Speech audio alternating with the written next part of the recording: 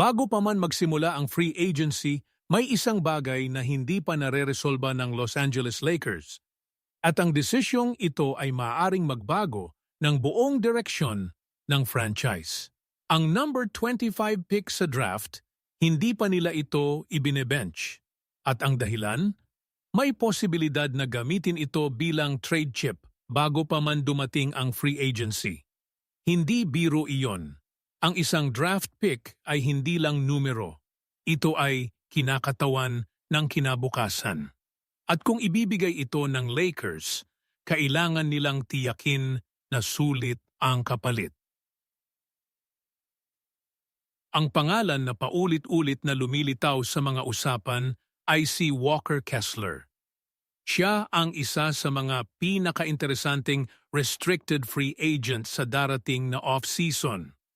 Ang Utah Jazz ang may hawak sa kanya at ang tinatayang halaga ng kanyang kontrata ay nasa pagitan ng 25 hanggang 30 milyong dolyar bawat taon. Hindi mura. Pero para sa isang sentro na may kakayahan, para sa isang Lakers team na desperado sa presensya sa loob, maaari itong maging tamang presyo. At narito ang kagulat-gulat na bahagi. Posibleng pumayag ang Jazz. Bakit? Dahil ang number 25 pick mismo ay maaaring maging isang malaking sentro o center. Ang uri ng manlalaro na halos kapareho ng papel na ginagampanan ni Kessler. Kung makukuha ng Jazz ang isang katulad niya sa mas mababang halaga, posibleng payagan nilang lumipas si Kessler sa ibang team. Sino ang posibleng mahulog sa Lakers sa bilang 25? Isa sa mga pinakamalaking pangalan ngayon ay si Henry Bizar, isang 7 talampakang manlalaro mula North Carolina. Sa kolehiyo, nag-average siya ng 17 puntos, 8 rebound, 2 assists, 1 block, at nakakatuwang 60% mula sa loob at 42% mula sa 3 puntos. Para sa isang taong ganoon ang taas, ang mga numerong iyon ay hindi pangkaraniwan. Ito ang uri ng manlalaro na hinihintay ng mga scout. O narito ang pangalawang pangalan na nagdudulot ng mas maraming intriga, si Luigi Swigo. 13 taon gulang mula Italia. 7 paat 3 ang taas. At ang kwento niya? Mas komplikado kaysa sa inaasahan ng karamihan. Itigil muna natin sandali. Kung ito ay una mong naririnig tungkol sa off-season na ito ng Lakers at nararamdaman mong kaakit-akit ang mga balitang ito, ibahagi ang nilalaman na ito sa iyong mga kaibigan. Baka sila rin ay naghahanap ng sagot sa mga katanungang ito. Si Luigi ay hindi pa nagwi-withdraw sa NBA draft hanggang ngayon. At yun ang ginagawa nitong espesyal dahil siya ang nag-iisang international na manlalaro sa draft na may 2 landas na bukas pa. Pumunta sa NBA o maglaro sa kolehiyo sa Estados Unidos. Isang pagpipilian na hindi karaniwang ibinibigay sa mga manlalaro. Ang mga powerhouse na programa, Kentucky, Duke, Kansas, North Carolina, umurong na. Hindi sila handang mag-iwan ng isang bukas na slot para sa isang manlalaro na baka hindi dumating. Ito ay isang laro na may mataas na panganib at ang mga pangunahing programa ay hindi nagtatangkilik nito. Ngunit may 2 programa ang hindi umatras, Villanova at ang BYU. At ang BYU, iyon ang paaralan na pinakamamahal ng may-ari ng Utah Jazz na si Ryan Smith. Ang parehong paaralan na pinuntahan ni Devante Graham noong nakaraan. Kung si Luigi ay mapunta sa BYU, hindi lang ito isang desisyon sa basketball. Ito ay personal para sa may-ari ng Jazz. At yon ang tinatawag na X-factor sa lahat ng negotiation na ito. Isipin ito. Kung gusto talagang ni Ryan Smith na mapunta si Luigi sa BYU, At kung ang pagtanggap ng number 25 pick ng Lakers ang makakatulong na mangyari iyon, maaaring higit pa sa basketball ang nagpapalipas-lipas sa usapan sa likod ng mga closed door. Ngayon, pag-usapan natin ang realidad ng posibleng pagkuha kay Kessler. Hindi ito magiging simpleng transfers. Aksyon. Hindi pwedeng direktang pirmahan ng Lakers si Kessler. Kailangan nilang dumaan sa sign and trade. Ang proseso ay ganito. Kailangang mag-alok muna ang Lakers kay Kessler ng direkta bago makipag-negotiation sa Jazz. Pagkatapos, may 48 oras ang Jazz para tapatan ang alok.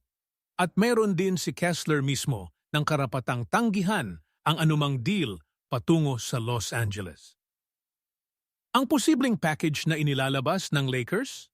Mga pangalan na katulad ni Naon, Dalton, Knecht, kasama ang number 25 pick at posibleng isang second-round pick bilang dagdag. Ito ang tinatantya nilang sapat para makuha ang isang kontrata sa pagitan ng 25 hanggang 30 milyon bawat taon. Pero huwag nating kalimutan ang isa pang kritikal na piraso ng puzzle na ito, si Rui Hachimura. Biglang tumaas ang halaga ni Rui. Ngayon, ang kanyang tinatayang kontrata ay nasa pagitan ng 20 hanggang 25 milyong dolyar bawat taon. Mayroon siyang bird rights sa Lakers, ibig sabihin may kakayahan ang team na lampasan ang salary cap para mapanatili siya. Ngunit, at ito ang malaking ngunit, hindi sila makakalagpas sa tax apron. Sino ang may kasalanan sa sitwasyong ito?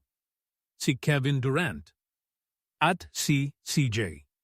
Ang kanilang mga galaw sa mga nakaraang taon ang nagtatag ng mga president na ngayon ay nagbibigay ng mas mataas na halaga sa mga manlalaroe na katulad ni Rui. Isang ripple effect na dumating sa pinaka hindi inaasahang oras para sa Lakers. Kung may mag-alok kay Hachimura ng 25 milyon pataas at may ulat na ang San Antonio Spurs ay isa sa mga posibleng destinasyon dahil mawawala sa kanila ang kontrata nina Harrison Barnes at ibang manlalaro. Magiging napakahirap para sa Lakers na panatilihin siya nang hindi matrigger ang tax apron. Ang sitwasyon kay Maxi Kleber? Inaasahang mananatili siya. Ngunit nakasalalay iyon sa haba ng kontrata at sa kung magkano ang halaga niya ngayon na umabot na sa 10 hanggang 15 milyong dolyar. May mga team din na umaaligid sa Anya, Indiana, Toronto at ang Orlando Magic na aktibong nagtatayo ng isang roster na puno ng mga three-point shooter. Kung mag-alok ang Magic o Pacers ng mas mataas, mahihirapan ang Lakers na makipaglaban, lalo na kung ayaw ni Kleber na bawasan ang kanyang halaga.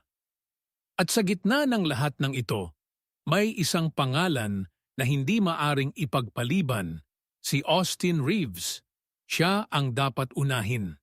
Ngunit ayon sa mga ulat, lumalabas na hindi siya magpapababa ng kanyang kontrata. At tila nagkagulo na ang planning ng Lakers pagdating sa free agency. Ang Brooklyn Nets ay handang mag-alok sa kanya ng max contract, isang yatos at 78 milyong dolyar sa loob ng 4 na taon. Ang Detroit at Atlanta ay nasa larangan din. Ayon sa mga pinagkakatiwalaang ulat, patuloy pa ring makikipag-usap ang Lakers kay Reeves. Walang tanda na tuminangging pakinggan niya sila. Pero ang kontrol nasa kamay ng kanyang ahente. At ang mensahe ay malinaw, max contract o wala. Ang buong free agency ng Lakers ay nakasalalay sa desisyon ni Austin Reeves. Ang kanyang kontrata ang magtatakda kung magkano ang natitira para sa lahat ng iba pa. At sa kabila ng lahat ng mga kalkulasyon, ng lahat ng posibleng trade at sign and trade at draft pick at package, ang totoo, May sapat pa ring espasyo sa ilalim ng tax apron kung pipirmahan si Reeves ng max. Kaya ang tanong ay hindi tungkol sa pera. Ang tanong ay, gusto pa ba niyang manatili? Ito ang off-season na hindi pang nakita ng Lakers sa matagal na panahon. Hindi lang ito tungkol sa pagdadagdag ng manlalaro. Ito ay tungkol sa pagpapanatili ng pagkakakilanlan ng team. Tungkol sa pagpili ng kinabukasan. Kung natamaan ka ng mga balitang ito, kung nararamdaman mo ang excitement at tensyon ng bawat desisyon, i-like ang video na ito, mag-subscribe at ibahagi sa mga kaibigan mong mahilig sa Lakers. Kasama tayong manunood kung paano mabubuo ang pundasyong Ito ng bagong Lakers era. Huwag palampasin ang bawat update dahil ang laro ay nagsisimula pa lang.